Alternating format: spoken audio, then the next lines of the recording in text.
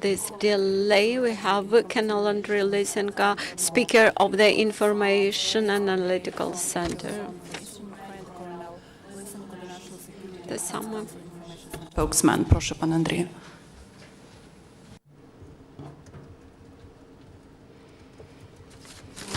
Good afternoon, esteemed colleagues.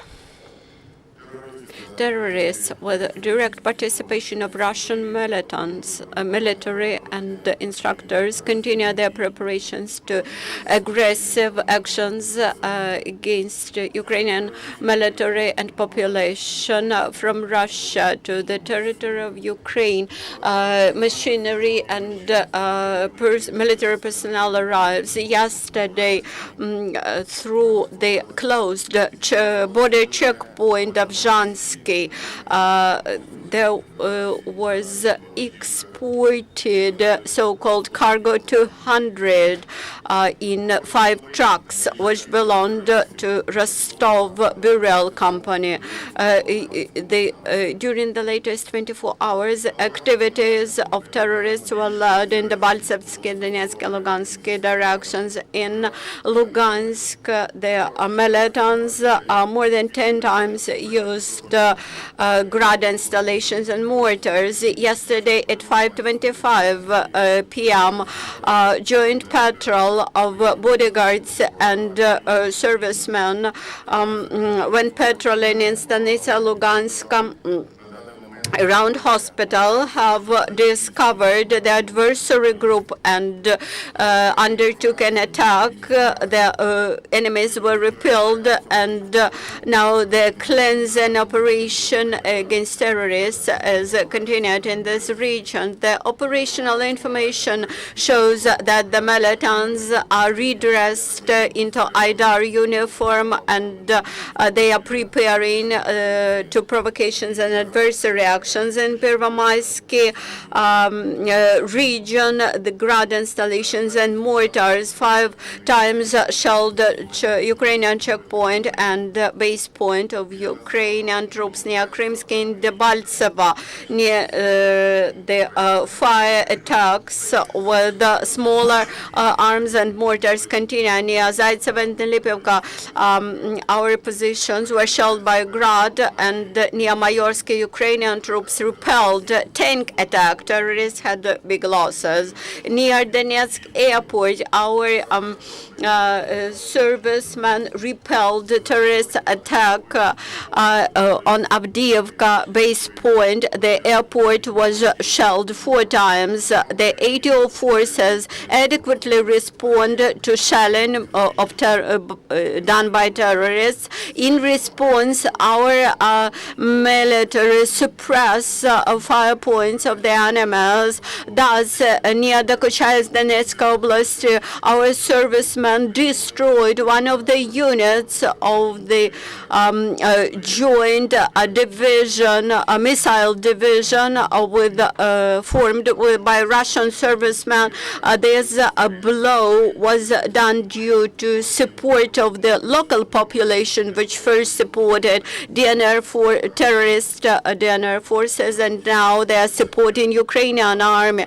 Yesterday in Mariupol direction, the militants shelled from artillery our forces near Zamozhna. Yesterday, near Mariupol, the Russian drone was noticed, and today at 9 o'clock, terrorists attacked our checkpoints.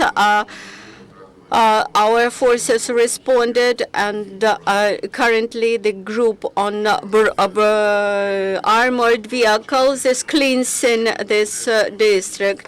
Yesterday in the Ministry of Defense of Ukraine, there was a working meeting with the leader of logistics capacities group from Department of Defense Policy from NATO, Mr. Bruno Kanter. There was discussion discussed an issue about new trust funds established by NATO after summit in Wales with participation of the President of Ukraine. That the Minister of Defense will deal with and operate the funds with the logistics reforming, control, communications and informatization, and also the personnel transfer to a reserve. Today, from terrorist imprisonment, there were liberated Captain Igor Tsentila, which spent 75 days in hostage, and two another hostages which stayed with terrorists. This were continue. The repair brigades has done repair of one APV-70 and two APV-4s. Севастополя, Донецької та Луганської. From 1st of March till 10th of November 2014, some 23.4 thousand people have addressed employment agencies. These people included people fleeing from the Crimea and from the Donetsk and Lugansk regions.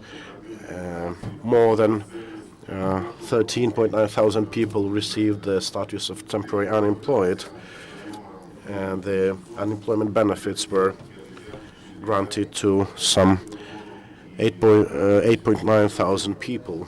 In order to provide people with seeking job with employment possibilities, all national database of vacant positions has been formed. You can use the number 730 to call from mobile and stationary line to ask for assistance on that. There is a daily update of these vacancies database. Pursuant to government decisions whereby for regions and residential areas in Donetsk and Lugansk regions where bodies of government, local self-governments cannot normally operate, all the expenditures from the national budget, the pension fund of Ukraine and other budgets from the mandatory state social security fund will be provided only after the return of these territories under the control of the Ukrainian government. And all the budgetary institutions will be relocated from these territories by 1st of December, and all the social payments will be done on the territories controlled by the Ukrainian government. The Security Service of Ukraine has neutralized insurgent groups to diversion groups from Russian Federation security services on the territory of Ukraine and uncovered a network of informers who provided information about ATO forces to terrorists. One group was neutralized in Mariupol, another in the city of Rubizhny. The diversive group members tried to establish an information network to collect information and transfer it to terrorists, to notify the location of ATO forces and adjust relevant hostile fire. They also planned provocations and terroristic acts with human victims at various military and civil objects in the region, in places of mass location of people. The Security Service of Ukraine also detained 10 participants of terrorists DNR organizations, 5 of whom were immediately members of illegal paramilitary groups, and another 5 worked as informers. Now they're in the process of investigation, and it was done owing to great assistance and help of local residents. A next regular humanitarian convoy reached the city of Kramatorsk in Donetsk region. More than 30 tons of humanitarian aid, including foodstuffs, blankets, mattresses, etc., were distributed among residents in the region. Altogether, more than 200 tons of humanitarian assistance has been channeled to Mariupol and Kramatorsk. During this last 24 hours, pyrotechnic units of the State Service for Emergencies of Ukraine have identified and defused 164 units of munitions, of them 60 artillery shells, also 17 grenade launcher grenades and other IEDs. 4 hectares of territory were scurried, and generally for the period since the start of the work, more than 27,000 of units of munitions have been defused. President of Ukraine, Petro Poroshenko, held phone consultations with Federal Chancellor Angela Merkel and Polish President Bronisław Komorowski to discuss the development of situation in the east of Ukraine, as well as issues of humanitarian aid to Donbas residents and energy safety of Ukraine. The country acknowledged huge increase in military presence at this part of the country coming from the Russian territory. Angela Merkel assured that the situation in Ukraine will be among the most important priority issues to be discussed at the top G20 meeting on 15th and 16th of November. Mr. Komorowski also assured the Ukrainian side in full support and solidarity with Ukraine over the threats resulting from the movements of military personnel and heavy military equipment across the Russian-Ukrainian border to the territory of Donbas. The Security Council, UN Security Council, will have an extraordinary meeting today to review the situation in the east of Ukraine. It will be held with participation of Ukraine's permanent representative to UN, Mr. Yuri Sergeyev. There will be a report on situation in Ukraine listened. General Philip Bridlov, the chief commander of the joint NATO forces in Europe, notified of NATO's concern over the increase of the number of convoys that Russia uses to supply artillery and resources to insurgents in the east of Ukraine. According to the general, the number of Russian troops on the territory of Donbas has probably increased, and he further confirmed that according to NATO information, around 8 battalions of Russian troops are still on the borders, at the borders of Ukraine, and some new carrier facilities capable of carrying nuclear arms have been transferred to the Crimea.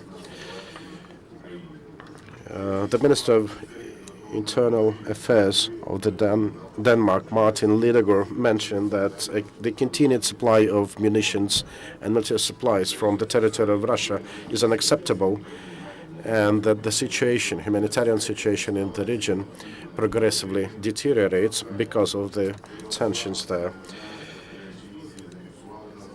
According to the Speaker of OSCE's Special Monitoring Mission, Mr. Michael Batsurkiv, the threat of further escalation of the conflict on the east of Ukraine continuously grows, and according to him, the monitors of the mission notified facts of military columns and heavy armaments marching on the territories of Donbas.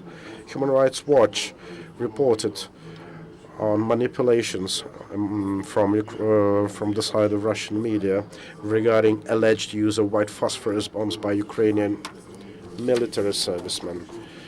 The report says that the information was spread by Live News channel. The information was further expounded by Russia's UN representative Churkin, though the Human Rights Watch experts, having analyzed the information, found no trace of either phosphor munitions or any other signs of this munitions being effectively used. Earlier this week, Ofcom, the British regulator for TV in the UK, issued a warning to Russia Today, reprimanding it in an unbalanced and twisted coverage of the March developments in Ukraine. And in this way, the British regulator, mentioned that the channel might have its license cancelled. We have questions. Irena Shevchenko, Liga. Whether you can confirm information that a tactical group of Russian Marine officers has arrived to Mariupol region in order to undertake an attack. What detachment has appeared in Novozovsk, we cannot characterize, but nevertheless, the movement of Russian units into Ukrainian territory is registered, and we fix all of them. Fifth TV channel, there is an information that the right sector forces will take off their servicemen from Donetsk airport, and there will be only the armed forces of Ukraine in the Donetsk airport. Can you confirm this? No, we do not have this information. Thank you for your questions. The next briefing of National Security and Defense Council will be tomorrow at 12:30, and our